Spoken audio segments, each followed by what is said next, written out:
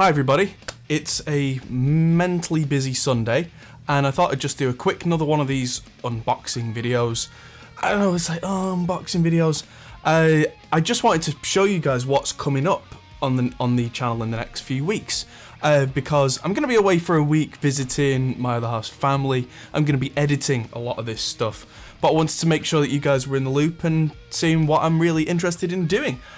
This stream, if this seems, I don't know if this is going to seem a little like stuttery or anything at points, this is also a tech test for the new setup. This is going to be using a completely different streaming machine. So let's talk about that after the intro.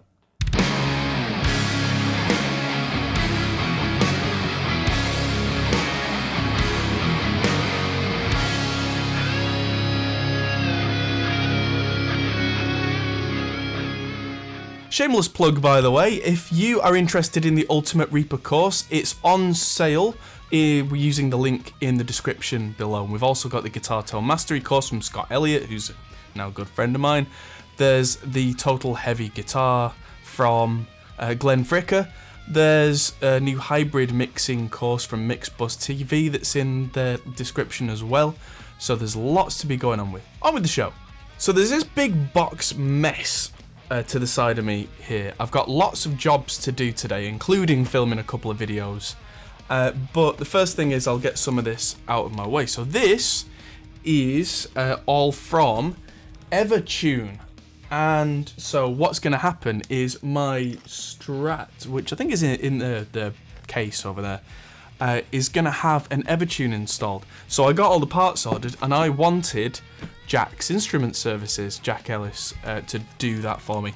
Turned out they didn't have all the routing templates, which is what this second package is. So this is all the parts, including a nice hex driver, if you can see that there, nice hex driver. A whole kind of, I don't know if you've ever seen what a raw Evertune looks like, because I certainly hadn't until I opened this, but this is what an Evertune looks like outside of the box. It's got a very, very shiny top, of course, but then it's got 6 different springs inside, which all sit in a certain way and then do their thing. And it feels very difficult to push with human hands because it's all just supposed to be using, guitar strings with 20 kilos of tension on each one. So that is going back safely in its box with that. I'm going to keep one of the stickers out. I'm going to stick that down on the desk that you quite often see when I don't have this table in the way. There's also a back plate that's got a big bit for stringing the strings, and a user manual, which will probably tell you all about the zones and that kind of thing. Now, the next thing here is I've been compressing all the old footage recently. And I, for some reason, decided to keep all the original footage for the last 500 videos. And this camera that I use, the Blackmagic, records at 200 megabit at 1080p off 800 megabit per second at 4K, which is stupid. And so I had a stack of hard drives this big, and these are all like 4 or 5 terabyte drives. These two are 4 terabyte drives, and so I've compressed all my footage to 10-bit H.265, which means it's relatively high quality. If I ever need to go back to those old projects again for some reason, I've still got all the source footage, but it takes up about, this isn't an exaggeration, about an 80th of the size, which means that I've now got 2 drives free. So what I'm going to do is I'm going to get my screwdriver kit and I'm going to prise these open, because I don't know if you guys know, but these external hard drives are basically an internal hard drive with a cover and a little thing attached that converts it from serial ATA to USB. And that's it. So if you take the cover off and take that little adapter off, you've got an internal hard drive. So I'm going to have 2 4 terabyte hard drives to put in this machine over here that you might be able to see just in the distance. There is a Linux machine which is hopefully going to be running the streams from now on, although we've been talking about getting a new studio PC, so there's going to be a bit of a merry-go-round there.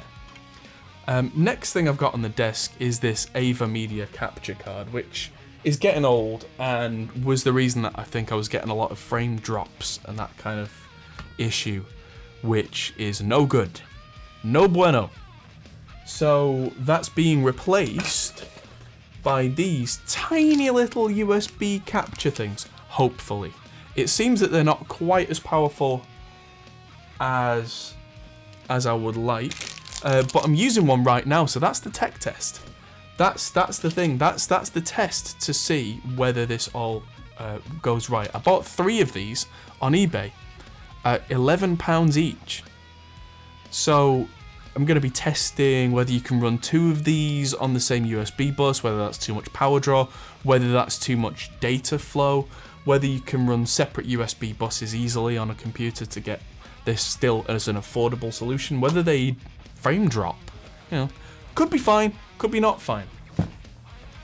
Now, in the previous vlogs and unboxings, I was talking about running cameras into the live room and the vocal booth and then running them through with Ethernet cables. The cables are in, and now if I pull out this whole box, it's all a little bit of a mess, but the camera has arrived to the vocal booth. It's called an Ape Man brand, which is a bit weird, but it's basically a GoPro knockoff. GoPro, say hello to GoPro.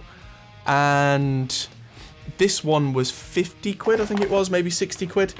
And it's got an HDMI out as well as power in, which means that I did a live stream last night with Scott from Chernobyl Studios, and for 4 hours this thing behaved perfectly well. So that's going to go in the vocal booth because it's got a super wide angle. And I got some cables to go with it, which have got micro HDMI on one end and regular HDMI on the other. Now, this is a 3 meter HDMI cable. This is not going to reach from the live room, and that's where the next thing comes in. So this, and let's open one of these, is HDMI to Ethernet. So hopefully these are reliable enough. I mean, these are kind of cheap Chinese stuff, so we'll definitely have to see how we fare. But the idea is you plug an HDMI cable in one side, it converts it to Ethernet. You can run up to 60 meters.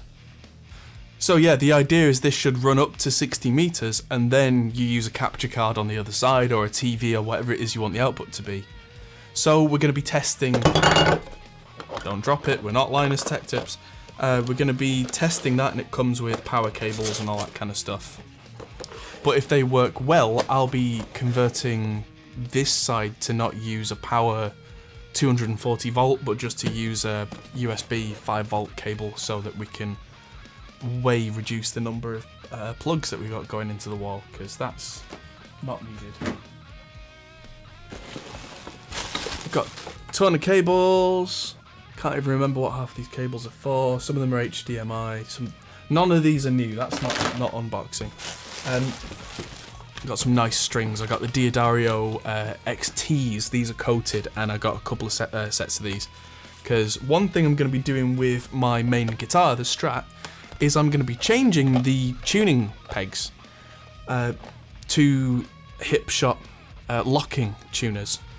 And yes, I know I'm putting an Evertune in it as well, but the tuners in that Strat have been slipping for years now. So the videos that I'm doing on that are, I've changed all the electronics first, then the weak link is the tuning heads, then the weak link is the bridge, and the bridge is going to be replaced with the Evertune, but that's the one bit that I know I can't do myself. So I need to actually film a little bit of me playing the guitar with the upgraded electronics, so that's the only thing that's changed, so you can hear the sonic difference of the electronics on the guitar, so that the tuning heads don't have any sonic bearing. I don't know if they would, but then I'm going to change them, then send the guitar off to Jack. So yeah, Hipshot tuners. These are the closed back, and they're staggered, which I think means that the ones at the front are higher up than the ones at the back, or is it the other way around? I need to Google that. And yeah, make sure. that they get installed properly. Apparently you don't even need to screw them in, you've just got kind of plates. But I've got a kit of with a 10mm socket, so I can properly adjust these on a socket. But I digress.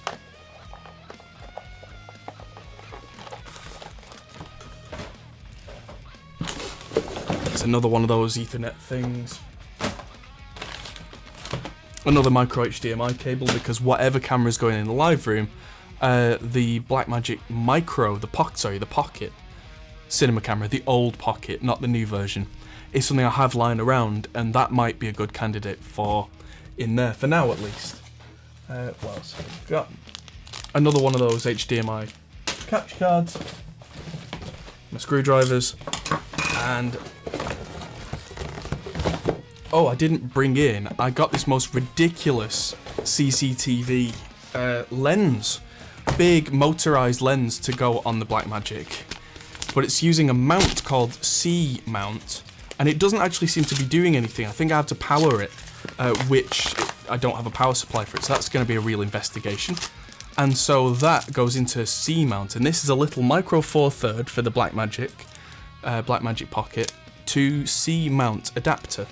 So I'm going to be adapting that and then trying to get power to the lens, and apparently it's anywhere between 8 and 16 volts DC, so if I just get 12 volt source on there, and that leads me to what I got this for. This is a multimeter, and I am long overdue having a proper multimeter. So the multimeter is going to save me a lot. I think I've had a power supply on one of the monitors fail from the unboxing last time, but I can use the multimeter to decide whether it's a fuse, whether it's the actual unit, and I have, like I said, been long overdue getting myself a nice multimeter. So I'm very much looking forward to using this Astro AI DM6000. It's got a really big readout on it, which is great. It's got magnetic clip, very fancy. Very fancy indeed. And it does lots and lots of volts. It can read up to 10 amps. And it's going to be really useful for a lot of testing in the studio, because I should be testing things more often. And I'll be able to test resistances, whether a circuit's continuous. It's already got a battery in, fantastic.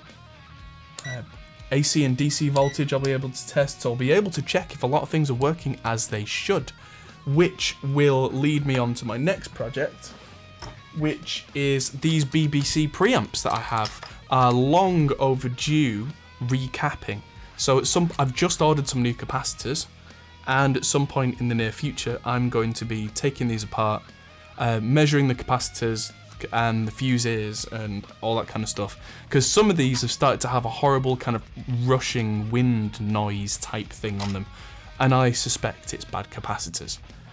These caps are older than any right to be, so the blue ones, the axial ones, you can see on there, all those big blue capacitors, they've got to go. And being able to test things properly with a multimeter will really set my mind at ease. So, yes, that's why I got that.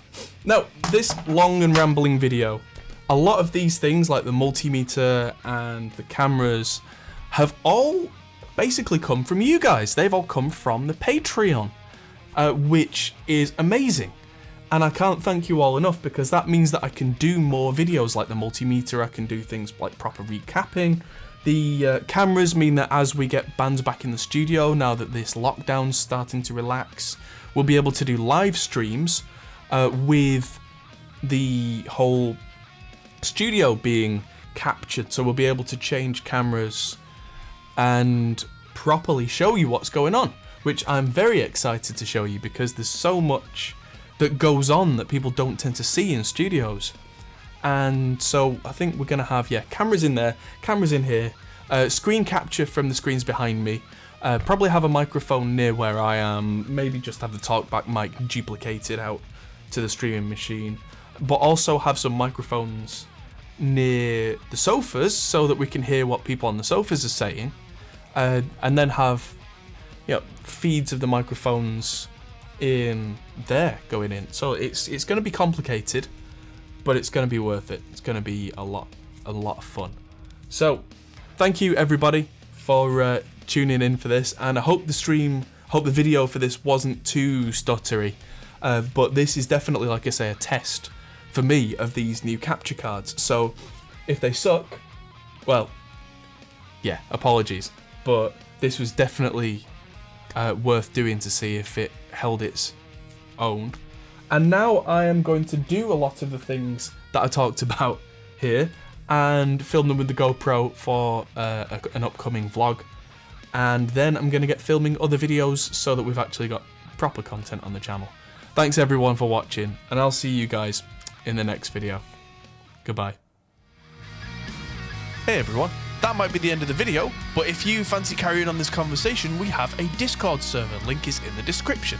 We're also on Patreon, which is something you can really help us with. We also are on Facebook, Instagram and Twitter at Hot Pole Studios. See you there.